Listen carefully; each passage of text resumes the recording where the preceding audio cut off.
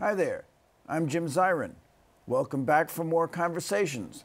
The Trump administration, while announcing relaxation of sanctions against ZTE, China's largest electronics manufacturer, just torpedoed the G7 summit meeting in Quebec and proposed new tariffs on steel and aluminum products imported from our allies Canada, Mexico, and Europe.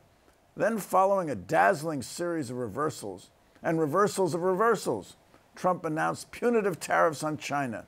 Why has Trump taken the trade fight to old allies like Canada and given a pass, at least on electronics, to adversaries like China?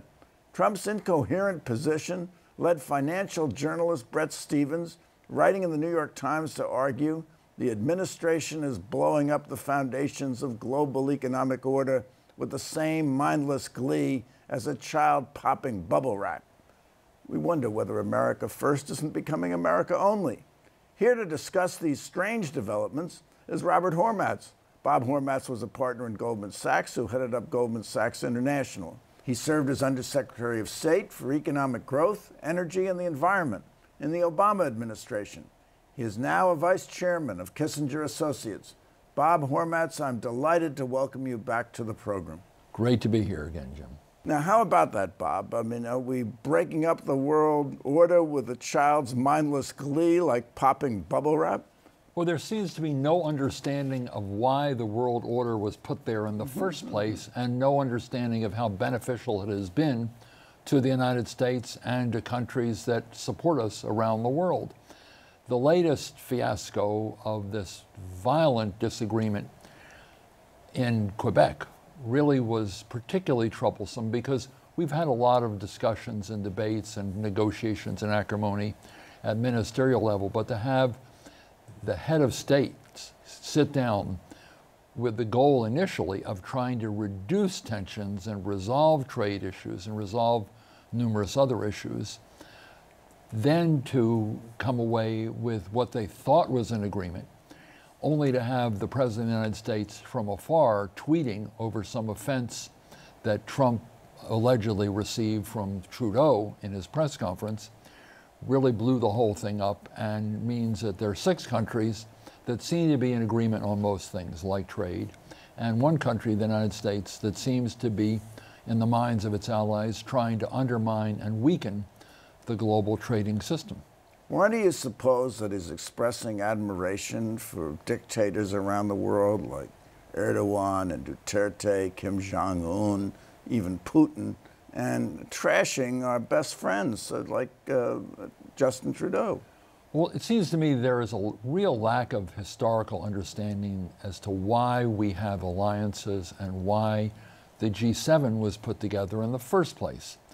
On the alliance point, America was great after World War II, in part because it was strong militarily and strong economically, but in part because it also had strong alliances and resolute supportive allies. That enabled us to extend our influence to various parts of the world.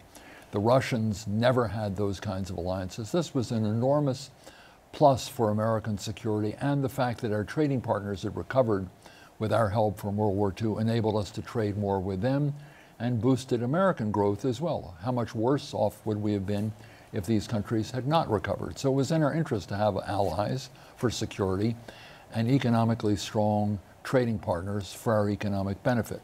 The G7 was put together in 1975. I was the Sherpa, or the planner, or the presidential advisor for that meeting at Rambouillet and numerous others since. That meeting was put together because after the oil crisis of 1973, there was a disarray among Western countries and a lot of inflation. So the whole idea was for the Western countries to work together to do 2 things. One, to come out of this difficulty with collective efforts to work with one another to make sure that inflation didn't continue at a very high rate and make sure we had financial stability. But second, to underpin our alliances because we were at that point still in the Cold War. This set of problems, not just one problem, but set of problems in Quebec, this deep acrimony and lack of unity, has reversed all of those. It's weakened the prospects of resolving economic difficulties. In fact, it's exacerbated them. And it has weakened confidence among our friends and allies in our reliability as a friend and an ally, which has negative implications for American security. So it did everything that the original G7 and subsequent G7s by 7 presidents subsequently has done. And Republican and Democrat. Republican and Democrats. Ronald Reagan was a big supporter of this. Both Bushes were big supporter of this, along with Bill Clinton and other Democrats. So it reversed what was done and what had been done by 7 American presidents over the course of over 40 years, with one set of very acrimonious discussions and a follow-up set of very acrimonious tweets. Well, Canada is our second largest bilateral trading partner. We have a surplus balance of trade with Canada. What is the point of taking them on this way? There is really no point in taking on Canada or Mexico or numerous other countries. There are certainly issues with Canada, and we've had them over a period of time, but most of them have been resolved, and we have differences with other countries with which we trade a great deal. There are bound to be trade frictions, in some cases difficult ones, but the way to deal with them is through negotiations. And for the president to say that all the negotiations in the past were great failures and were adverse to American interests is really a huge misunderstanding, because a lot of companies and a lot of jobs and a lot of consumers depend on robust trade agreements. It's not to say they were perfect. It's not to say the United States didn't give up certain things, but in a negotiation you give up certain things to get certain things. That's the nature of a negotiation, and by and large has served the interest of the United States. One can go back and say there were mistakes made here or there. True, absolutely right. But you don't resolve those mistakes by tearing up the agreements or causing major confrontations with our allies. What is Trump's basic problem with Canada?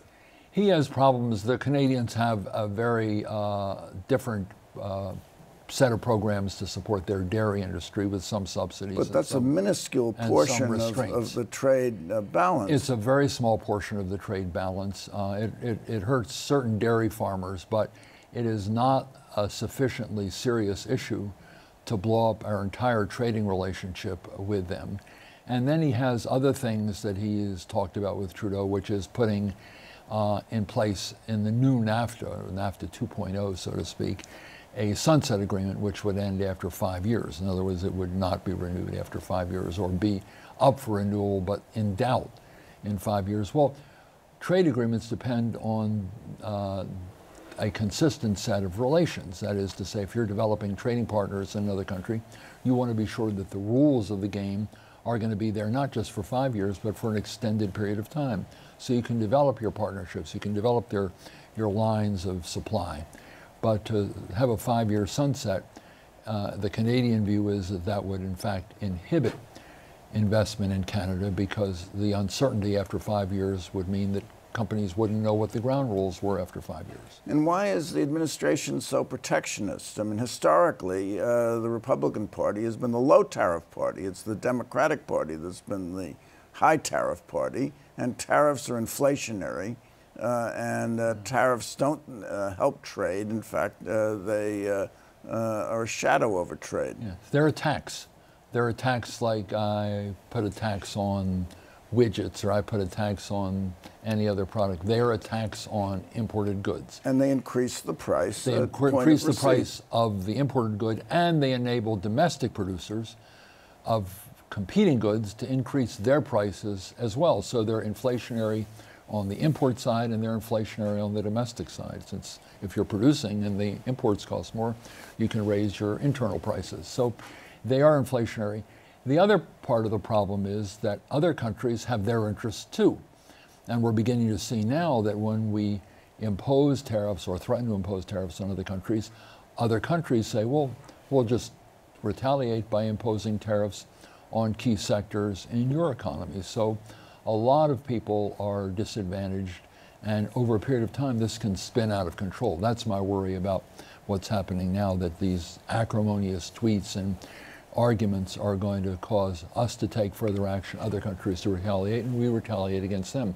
And then we're in a full-scale trade war, as we had in the 1920s, and that certainly ended up very badly for the United States and the world. Well, we'll get to the trade war in a minute, but we have a representative of the White House, Peter Navarro, saying there's a special place in hell for the Prime Minister of Canada. He dialed back from that subsequently, did not apologize. He also said that Trudeau was dishonest, negotiated in bad faith, and was weak. I mean, does all this, as you put it, acrimonious rhetoric, does it help matters any?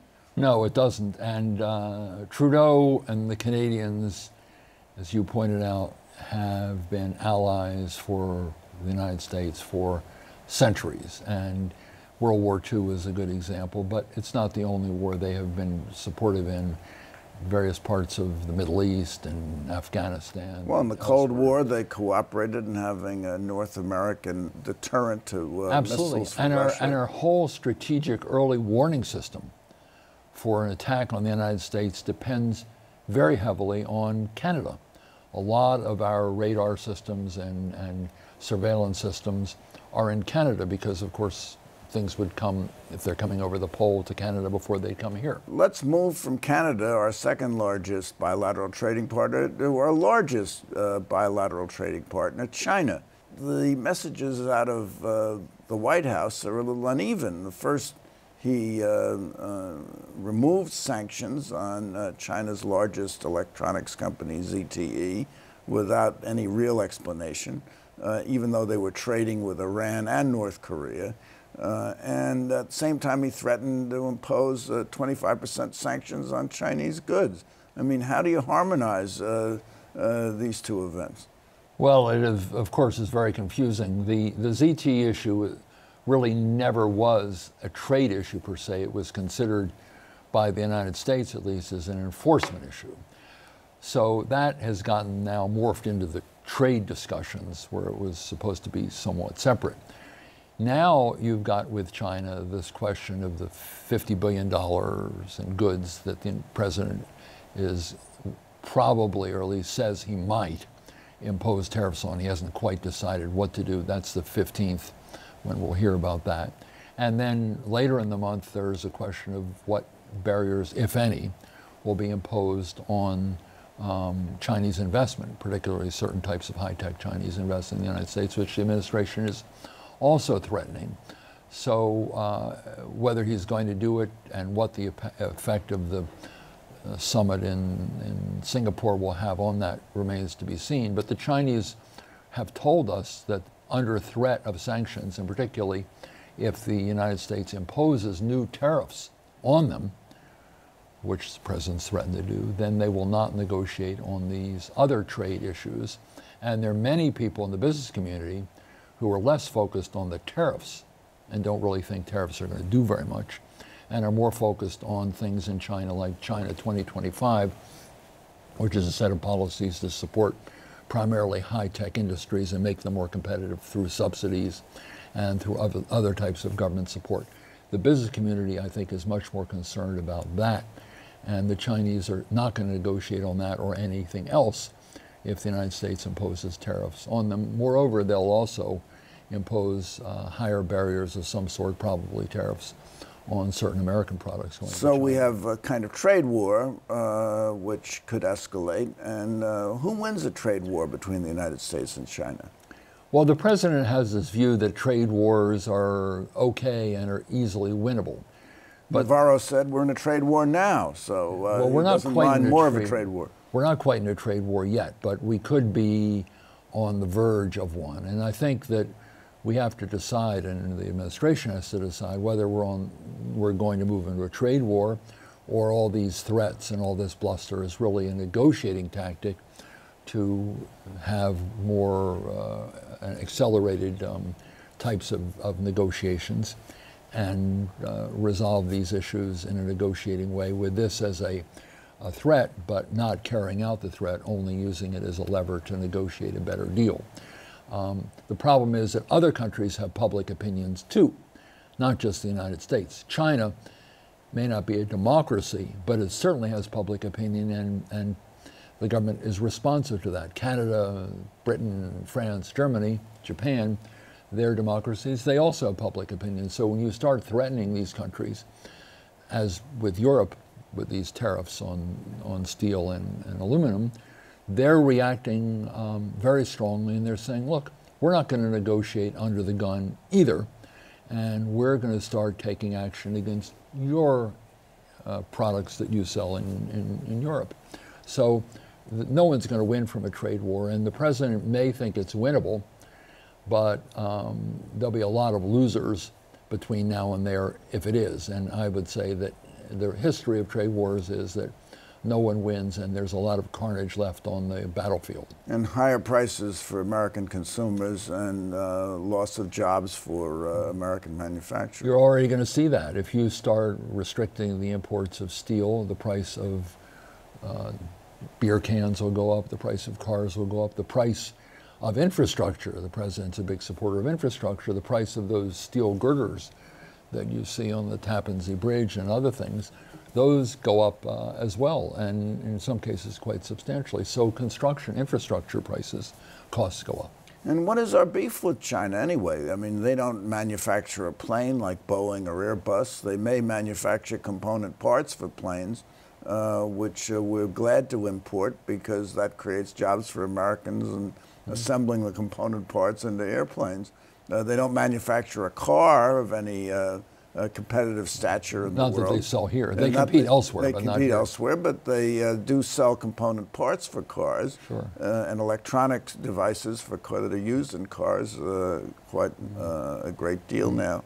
But what is our beef with China? What is the competition? There are issues on intellectual property protection. There are issues on business secrets protection. There are issues with respect to steel that China provides subsidies so that the Chinese sell their steel at lower prices around the world, although we only import 3% of our steel from China. Other countries import more. So but these are matters for the World Trade Organization. They're matters for the World Trade Organization. They're also bilateral issues. The question is, how do you get at these practices? And the bigger question is, do the Chinese relent because the United States is imposing tariffs on their goods, on their steel or on their aluminum or on their automobiles? And do they give in simply because the United States is taking these kinds of actions? Or do they dig in their heels, as they have said they're going to do, and say, we're not going to negotiate if you impose tariffs on us? So wouldn't it appear that if there's a trade war with China, China will win? They may not win, but they can do a lot of damage in the process. And we won't win, but we can receive a lot of damage in the process. So it's hard to say who would win, but if you look at the financial markets, they've been doing very well. The economy has been doing very well. But in the midst of a trade war where some American companies, we shouldn't forget, have 50% of their revenues derived from abroad, 50%. Most high-tech companies have a third to half of their revenues derived from abroad, and a lot of their market is China. So the stock market will be impacted, your 401k will be impacted, and inflation will be impacted, and the Fed then becomes more concerned about inflationary pressures, which are already beginning to build because you see wages going up and the costs of a lot of goods are going up. So the Fed pays attention to that. Have you looked at all at our state governments? Are our state governments as xenophobic, anti-immigration, anti-trade as the federal government appears to be? You've put your finger on a really interesting irony, and that is that as Washington becomes more inward-looking, more xenophobic, more protectionist, largely led by the White House, but there's support from members of the Republican Party and some Democrats. But at the state level and the city level, it's altogether different, altogether different. And that is, you see governors going all around the world in search of investment to come to their states. Mayors do the same. And they want to help their companies to trade around the world. So they lead major trade delegations. When I was Undersecretary of State, we used to have a program with the Chinese where we would work out arrangements for American governors, particularly from Western states, but really from all over in the end, meeting with Chinese party secretaries of the various provinces, or the governors of the various provinces, or the mayors of very large cities like Shanghai and Shenzhen and Beijing. And they would have conversations about how the Chinese provinces and the Chinese cities and the American states and the American cities can get together and trade more with one another. Investment would come as a result of their, both sides, improving the atmosphere for foreign investment. Us improving the atmosphere for Chinese investment, Chinese doing the same for American investment. So the irony is that as the nation, as Washington becomes more inward-looking, more protectionist, more xenophobic, the states are more outward-looking, more welcoming of foreign investment, and more eager to develop trade relations because they know that's where the jobs are. The job benefits of more trade with Chinese provinces or Indian states or Brazilian states or other countries are substantial, and they want foreign investment because they know foreign investment is a huge job creator. And talk about autos, one of the biggest single foreign job creating aspects of business in the United States is auto factories, from the big Japanese and the big German auto producers in particular. It's a big plus for many localities. Tennessee, Kentucky, South Carolina, numerous other states benefit from that. Well, and also foreign workers coming here and from Mexico or wherever and performing jobs Americans don't want to perform or can't perform. That's very important to local government in Texas and California, Central Valley in California, yes. Absolutely. And the notion is that foreign investment is bad, so Trump's trying to restrict that in certain areas. Certainly over the next few weeks we're going to hear more about that. And also the notion that somehow foreign workers are bad. Foreign workers, they pay taxes, they have to contribute to Social Security, and they make the economy go in certain sectors. This isn't to say that we shouldn't do our best to train and hire American workers. In fact, we need to do a lot better with respect to training of workers in upgraded skills for the new economy. But the two are not necessarily in conflict. You can have growth in demand for American workers and growth in demand for foreign workers. There's very little evidence that head-to-head foreign workers are taking the jobs of American workers. In fact, when you look at Southern California, for instance, San Diego, a lot of the cell phone companies and a lot of the industry around there was founded by people from Asia, Indians, Koreans, Chinese, Japanese, and others. And they employ a lot of people. So if you look at the net employment benefits, skilled foreign workers, foreign entrepreneurs, other kinds of workers have really been a net plus for this economy. And it's been part of our history since the 1600s to have foreigners come in, work, found companies, create jobs, and participate in a dynamic American economy. Now, Trump says that he prefers bilateral arrangements to multilateral arrangements. And that's why we withdrew from TPP early on. Perhaps that's why we withdrew from the Iran treaty. He wants to trash NAFTA. He's even indicated he doesn't like NATO. He says he prefers bilateral arrangements. Now, is there anything to this? Or what is the logic of that? Well, let me just talk about the trade part for a minute, right, since there's a lot to say about that at the outset, at least. And that is, I would be very surprised if he could cite one provision of the TPP that he objected to. He has sort of this visceral negative view of multilateral, or what some call plurilateral trade agreements. Sure, he wants bilateral agreements because he thinks the U.S. has more leverage on bilateral deals than on regional deals, where you have, in fact, on TPP initially 12 countries, now it's 11. But the point that he is missing is that those agreements are multilateral for a reason, and that is it's much better for American companies to have similar trading rules for 11 other countries as opposed to individual trading rules for country A, another set for country B, another set for country C, another set for country D. It's very hard for American companies to comply with different safety standards, different health standards, different labeling standards, different tariff levels, country by country. It's much easier if you have a group of countries with very similar or the same sets of rules, tariff levels, non-tariff barriers. So much harder to administer, but unfortunately we've run out of time. So I have a question for you, Bob Hormats, and the question is America first good for the United States? Well, America first is really a label. I think the key point is America, in conjunction with other countries, has done great things for our economy and great things for the world economy and benefited our security and benefited our political influence. So if we look at America's role in the world in the future, we've got to understand that we're a much stronger country if we have strong allies, strong alliances, strong friendships, and strong global institutions in which we have a lot of influence. So no America only. Definitely not America only. Bob Hormats, thank you so much for coming by. This has been just wonderful. What an insight. And thank you for coming by. Tune in next week for more conversations. I'm Jim Zirin. Take care and all the best.